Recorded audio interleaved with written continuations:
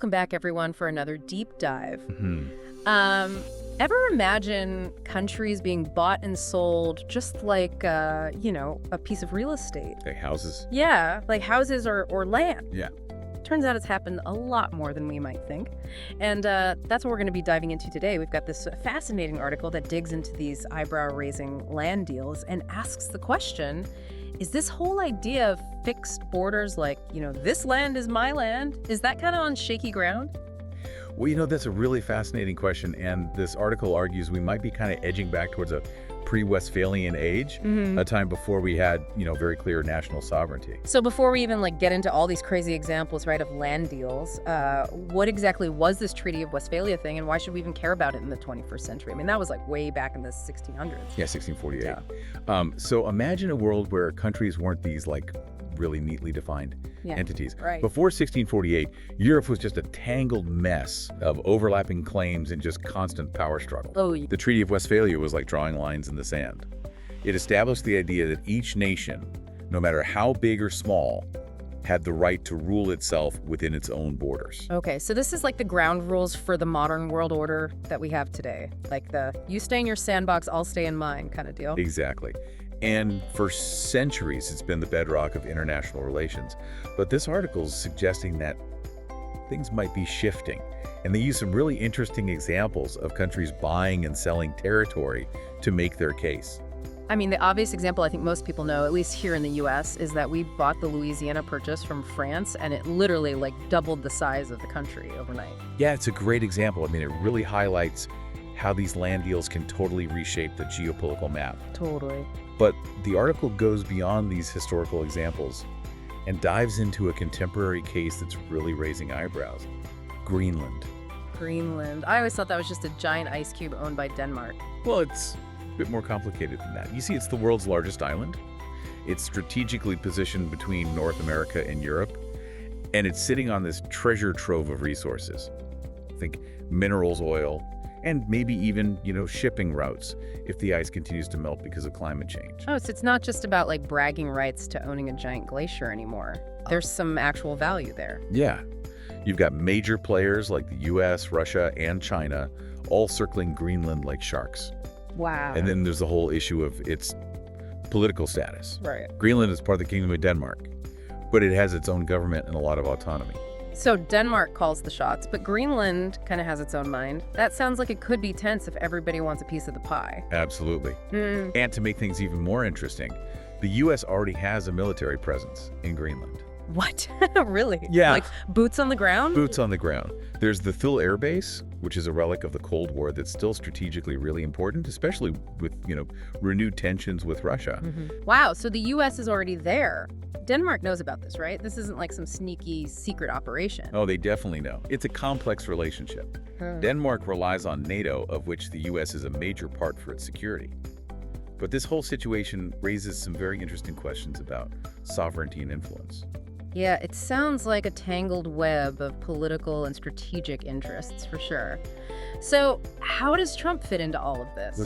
Well, according to this article, Trump seriously considered several options for acquiring Greenland. Acquiring, you mean like buying it? I mean, is that even a thing that countries do these days? It's certainly not as straightforward as it used to be, Yeah. but it's not entirely off the table.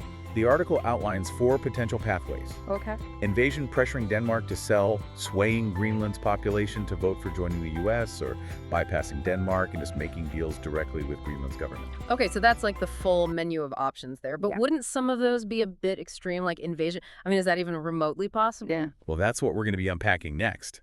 Each option has its own obstacles and potential consequences. And let's not forget the ethical dimensions of all of this. Can a country just waltz in and acquire another territory in the 21st century, especially one with its own distinct culture and people? Stay with us as we dive deeper into this fascinating and potentially explosive situation. Okay, so we've got Greenland, this geopolitical chess game unfolding, and Trump had some pretty bold moves in mind to try and acquire it. Let's break down these options. First up, invasion. I mean, is that even remotely feasible in this day and age? Well, I mean, in a purely military sense, the U.S. could probably overpower Greenland. I mean, let's face it. Yeah. But Practically and politically, it would be a complete disaster. Yeah. It would just shatter America's reputation on the world stage Yeah. and probably trigger a whole bunch of sanctions and maybe even spark a wider conflict. It's the kind of move that would make Putin smile. Like, see, I told you they couldn't be trusted kind of thing. Yeah, not a good look. So, okay, what about option 2, pressuring Denmark to sell? Could they be persuaded to part with their icy jewel? Denmark has repeatedly said Greenland is not for sale, and the Greenlanders themselves have a really strong sense of identity and autonomy. Plus, just imagine the precedent it would set. If Denmark sold off a territory like that, what's to stop China from offering top dollar for, chunks of Siberia? Yeah, the world would be in chaos. So both invasion and buying seem like non-starters. What about influencing Greenland's population to vote for joining the U.S.? Could they pull off a Texas annexation Arctic style? It's definitely less aggressive than invasion, for sure. But it still raises all sorts of ethical questions about, meddling in another nation's affairs. And plus, there's no guarantee that it would actually work. Greenlanders value their independence, and they might resist becoming the 51st state, especially if they feel pressured into it. Yeah, makes sense. That leaves the last option, going around Denmark and making deals directly with Greenland's government. Is that even legal? It would be incredibly controversial, to say the least. Denmark would most likely see it as a hostile act, and it could really escalate tensions in the region. Remember, we're not just talking about some, remote island here. Yeah, that's right. Greenland's strategic location puts it right in the middle of some major power plays. Location. Right. But in this case, it's more like geopolitics. If all these options for acquiring Greenland are so problematic, why was there even serious discussion about it? Does this whole situation point to a weakening of the international order? Are we really headed back to a pre-Westphalian world where might makes right? That's the big question, isn't it? Yeah. The interest in Greenland combined with all these other global trends going on really suggests that the rules-based order that we've kind of come to rely on is facing some serious stress tests. And it's not just about the Arctic either. Right. Think about, the rise of China, the resurgence of Russia, the increasing competition for resources. All of these factors are putting pressure on the existing system. It's like everybody's trying to grab a bigger slice of the pie, but the pie isn't getting any bigger. And maybe the rules of how to share it are getting a little fuzzy too. Exactly. And that's where things get really interesting. Will the existing system be able to adapt and evolve, or will it just crack under the pressure? Will we see a return to a more chaotic world, or can we find ways to actually cooperate and manage these competing interests? So what are some possible scenarios here? What's the best case scenario, and what's the one that keeps you up at night? Well, the optimistic view is that this is just kind of like a bump in the road. Countries will eventually recognize that cooperation is in everyone's best interest, and they'll find ways to work within the existing framework, even if it needs a little tweaking. Okay. Maybe we'll see new treaties or agreements that address these emerging challenges. So a sort of Westphalia 2.0, updating the rules for the 21st century. Exactly. Yeah. But the less rosy scenario is that things just spiral out of control. Right. Competition intensifies, and that leads to more aggressive actions, maybe even military confrontations. Yeah. And that could unravel the entire system, leading to a world where power trumps diplomacy and the rule of law. That sounds pretty bleak. Are there any historical parallels that might give us some clues about how this might play out? Yeah, the article makes a really interesting comparison between Trump's Greenland ambitions and the situation in Kashmir. Okay. You've got India and Pakistan locked in this long-standing dispute over this territory, and the article suggests that maybe India could just resolve it by buying out Pakistan's portion. Buying out a contested territory to settle a conflict, has that ever actually worked? It's not unprecedented. No. The article points to this historical example of Gulab Singh, who was this regional ruler back in 1846, who actually purchased Kashmir from the British Ream. Of course, the modern Kashmir conflict is way more complex with deep historical and religious dimensions. Of course. But it does raise the question of whether these kind of unconventional solutions could actually play a role in resolving these seemingly intractable disputes. It seems like we're entering some uncharted territory here.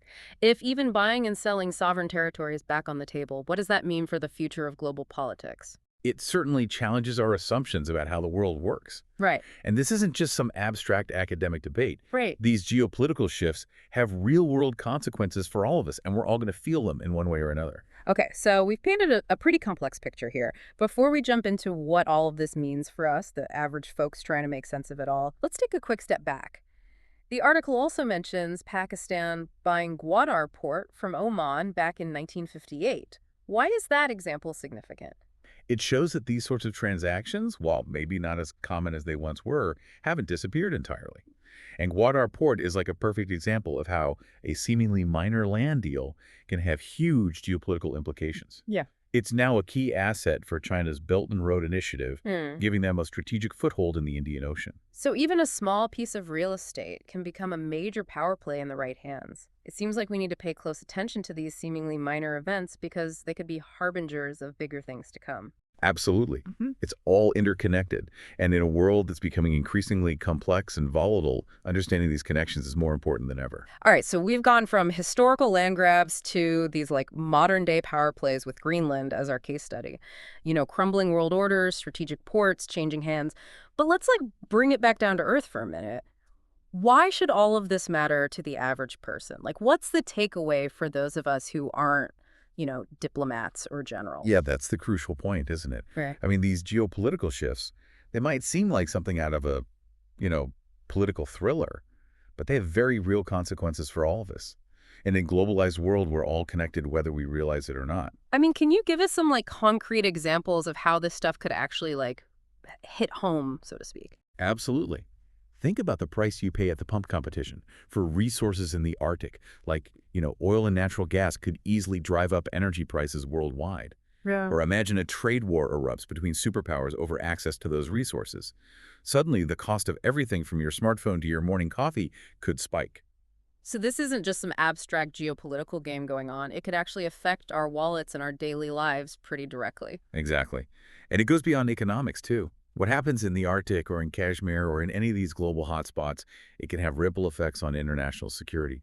Increased tensions could lead to military buildups, proxy conflicts, and even the risk of direct confrontation between major powers. That's a pretty sobering thought. It sounds like we're all kind of caught in this web of interconnectedness and the stakes are getting higher and higher. Precisely. And this brings us right back to that fundamental question the article raises. If countries can be bought and sold, if the very idea of like fixed borders is becoming more fluid, what does that say about the world we live in? It feels like we're kind of at a crossroads, doesn't it? We can either cling to these outdated notions of sovereignty and risk a more chaotic and dangerous world, or we can try to find new ways to cooperate and manage these global challenges. Yeah, I think that's a key insight.